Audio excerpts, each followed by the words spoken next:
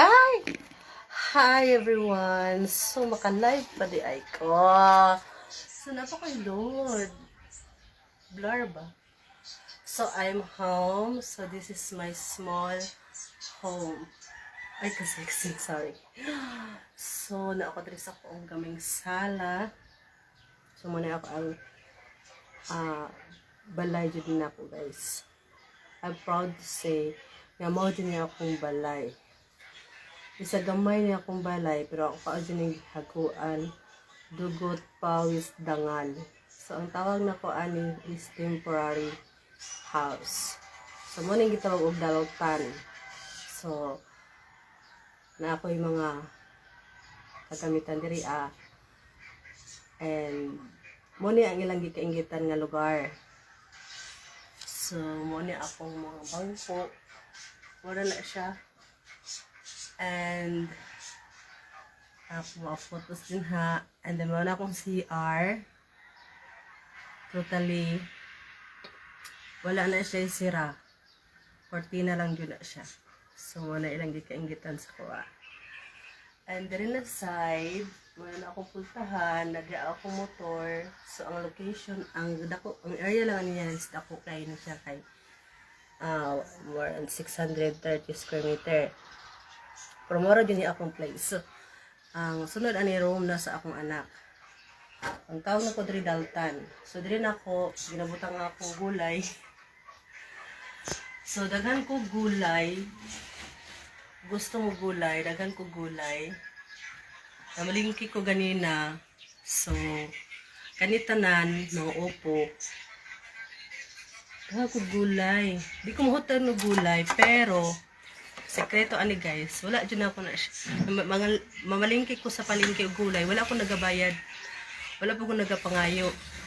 Naay place diha sa public market nga nunid na ka magdala og kwarta o gusto ka gulay.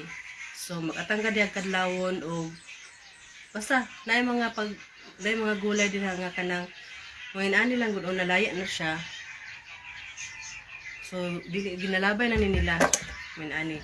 Pero okay po kung siya medyo laya na mag-ilisin is like stock. So, wala akong mga gulay. Wala akong nagapalit o gulay sa palingki. So, libre na nila sa tagum. So, nunid na ko magtanom o gulay. Dili mo po kayo kuhilig o gulay. Pero gusto mo gulay, tagaan to mo gulay. Wala po kayo mga sayote. So, dagatog sayote. Wala akong mga gulay. Dili kayo siya maklaro. Sige. Kung gulay ang husgutan, daghan ko gulay kay nagakuha na ko mga gulay dito nga kanang ginalabay na nila. Then napa na sa sako, wala pa na siya nahugaw nga. Mga pipino, lemon, usay tag sinako. Gamay naman na daot ani kanila. Usay tag sinako ang ginalabay na din ha. Nagakuha lang ko og gamay. Kanang iho lang nako ginagamit og mga lamas. That's why I survive here in Davao City without any money involved. Basta na lang ko bugas, panggasolina, balon sa kong anak. Kung gulay ang isgutan, dili ako nagapait og gulay guys. Muna akong sikreto. Ngayon din magdato ko. Wala mo ko gisuportaan. Muna nagapait ni og sudan. Bernes man gud karon, so ugma magluto ko. Ay, buntag magluto ko ugma kay Sabado rest day. So, sayo mi karon, Bernes man. Usay pagdagang trabaho, limi ko uling inaaron. So, gulay ang isgutan, no need na may magpait og gulay. So, isda pod. Di bud kay ganan ako anak pag isda. So, nagapait ko gamay rasad. And then, muna akong table.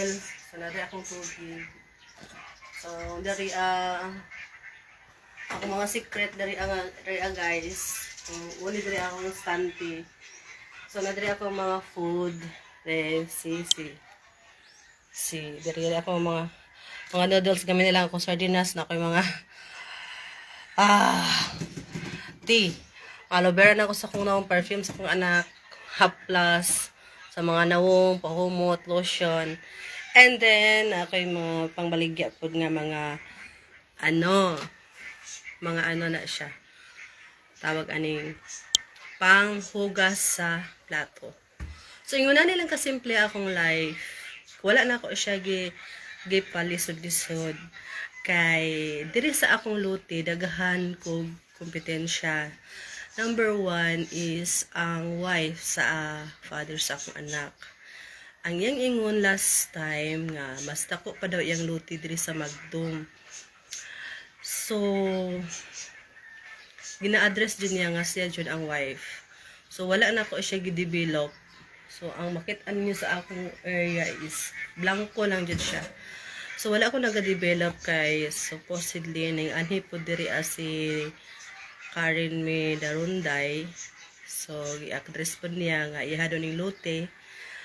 And then ni anhi po diri si Crisami Magbanwa. So gisaway po niya diri ako ang lote og basurahan. Kay daghan daw kay mga basura. Kaya nahitabo man gud sa una nga na ako'y negosyo sa Santo Niño og sa Glorious. Nahimo ni siya diri og kanang butanganan gani sa mga butang nga dili magamit. Sumura siya og bodega or basta kanang mga maguot dito sa ako ang mga pisto diri ginabutang si tawag ana nana na siya.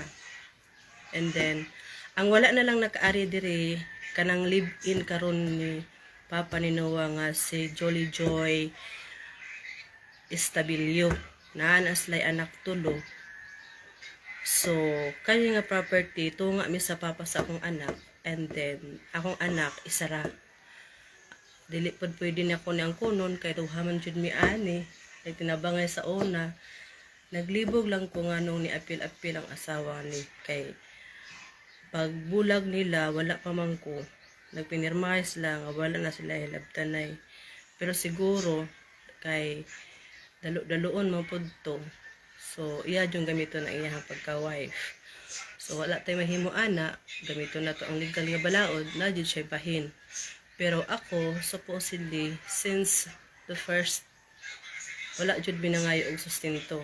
Kay legally gikuha jud tanan sa asawa ang iyang sustento, ang iyang sweldo sa iyang husband, that is mo na rights niya. And then wala pod ko'y mahimo, dili man pod ko legal wife. Wala pod sa ko nagpuyo, nagnegosyo lang jud ko. So daghan kog mga racket para maka-survive diri sa Tagum. Wala ako nag-asa og tabang bisag kinsa. Naalang sa ako og kinsay mutabang sa ko or mutabang og dili.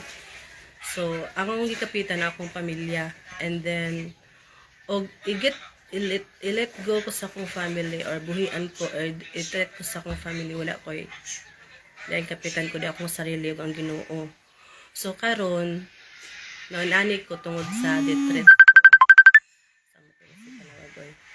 So mo na siya ang tinuod na story sa akong kinabuhi. Wala po ko nagpakiluoy whatever kay kabalo mo ko sa story is past, present is present. Dili naman nato mo ang past. Naitabo naman yun na siya, so na-enjoy na lang na ako ang presence. So kani siya karon is ingon nila ni siya dinhi, stable lang ni siya. Wala jud ko lihok country atanan. Kay ako silang parion.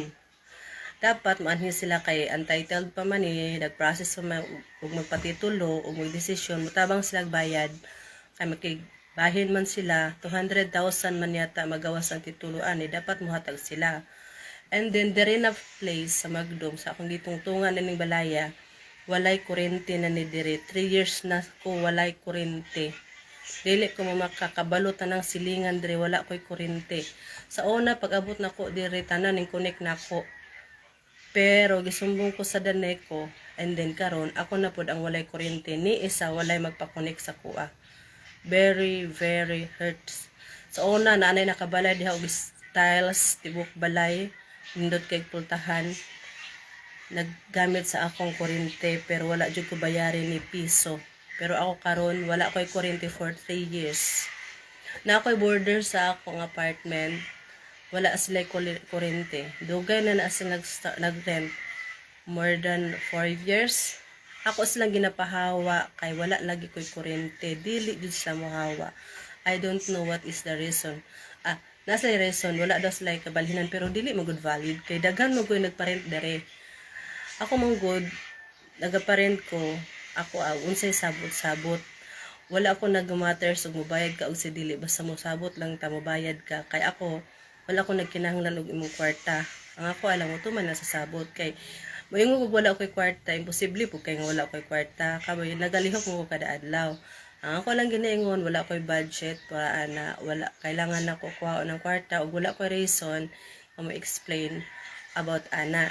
So, kung kinsa tong gusto nga mga asawa sa papa sa akong anak nga perting daghana, pahiya na ko pahiya. Milyonaryo naman na siya ron kay retired naman na siya. Wala gani na siya. Nag-promise yan sa ihatag niya diri nga kaayuhan. Wala man pod.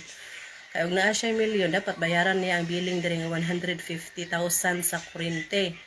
Naapay tubig ay penalty nga 15,000.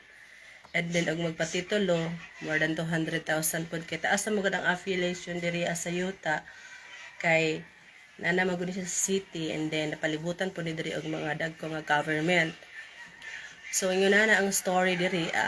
So, kung gusto mo mo-attack diri sa kuha, pagkikita mo sa kuha, tabangan na tog bayad ang kuryente diri og ang mihuras.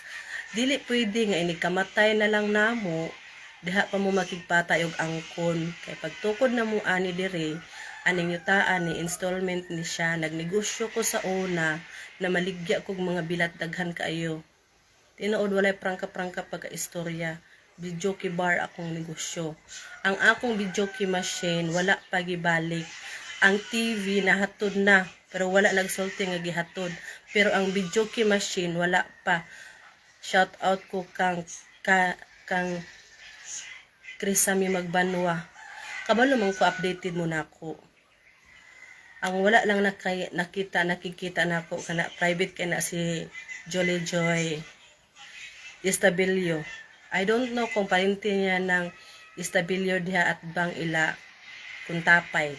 Kay na transact na namo kay nami sa construction freelancer ko bisag asa ko. Suito ko sa mga apelyido distagong kay tagatagong ko.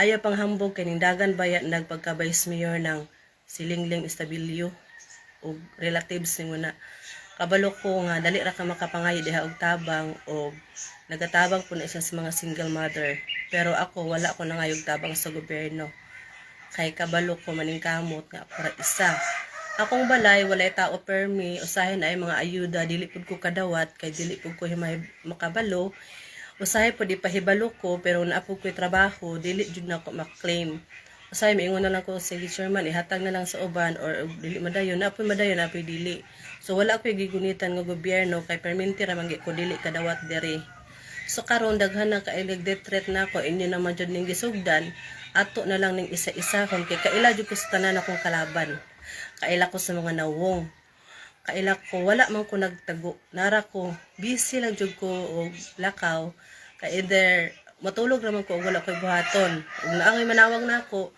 bisag unsa pa ng orasa mulupad jud ko maadlaw o gabi yun ana pero mabuhi ko bisag wala koy kwarta basta naa lang koy motor makalupad man ko anytime anywhere and then basta naalay mo kasi lang sa kong motor ngayon lang ko, sige, transakta karon basta sagot ni mo ako motor.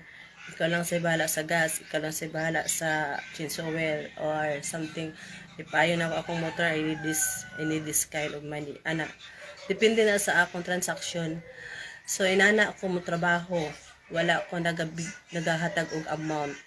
So, usahay free services, pwede ra po sa ako. Depende sa relationship. Kay, ako nang gituyo kay kanang pang-emergency ang akong trabaho niya. Gusto po na ako nga malipay ko sa akong gitabangan o akong gikauban. Kay bisag unsa kadako sa imong kwarta, bisag unsa nimo kadato, kung dili ka malipayon, useless lang ang tanan. Kung nga dili ko ninyo ma-judge o unsa akong decision sa akong kinabuhi, dili ko pwede nyo libakon nga naghulat ra ko dinhing balikan ko. Ay istorya din wala ka nanguyab, wala ka nagminyo, kay hulat ra kag balikan ka. No, it's not a reason. My reason is, asa mo ko moadto. Gusto jud ninyo nga detreton ko para muhawa ko diri pareha sa una sa amo sa Zamboanga San Pablo nang hawa mi didto sa akong kanununuan erase wala back to zero pagabot sa Davao. Unya ako pong papa nangadto mi ko Tabato ni malhin mi diri sa Davao. Back to zero pod. Karon na po nakapundar ko gamay. death threat na sad ko para malupad na po ko. Asa na po ko mulupad? Sa tinuod lang na anak ko ay gusto luparan. Og nindot do nga lugar, ang ako lang hangyo, og kinsay gusto diha, nga tabangi ko ninyo mabaligya ni akong magdum. Kay mulupad ko. Di na ako nyo makitaan. Magdum mo lang ako ibaligya. Kapalong, na ako ilote din ha, sa Florida. Akong farm, never. Dili na ako na ibaligya. Kay pamanan asa akong lolo. Apelido na ko, dili na ko utrohon kay ang sabot na mo ana, dili siya baligya. Pamana. And then pabilin sa apelido. Dili ko magminyo because of that. Tungod kay dili ko gusto mo utro akong apelido. Babaw ra kay na inyong rason nga unsa kay dili ko gusto mo utro akong apelido. Ora, kung utro mo gay na akong apelido, dapat ang engagement yung tinuod nga gold o diamond. O piki man lang, no way. Sorry na lang. Inani ko, sorry na lang, Chud. Dili ako ang